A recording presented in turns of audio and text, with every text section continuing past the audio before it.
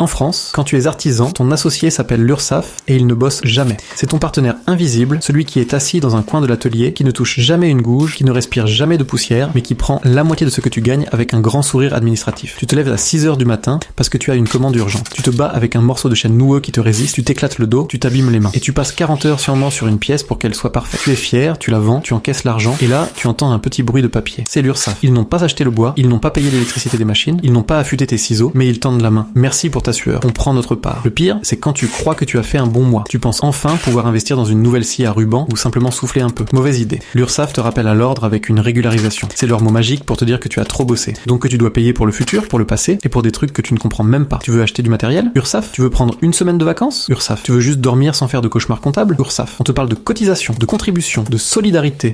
Mais quand tu es tout seul dans ton atelier avec une machine qui tombe en panne, elle est où la solidarité de l'associé? En France, on te dit qu'il faut sauver l'artisanat, qu'on est le pays du savoir-faire. Mais la vérité, c'est qu'on est surtout le pays où ton associé invisible te coule le moral plus vite qu'une fuite dans le toit. On répare le bois, on soigne la matière, mais l'URSSAF, elle finit par te sculpter un trou dans le portefeuille. C'est ça aussi, l'envers du décor de l'excellence française.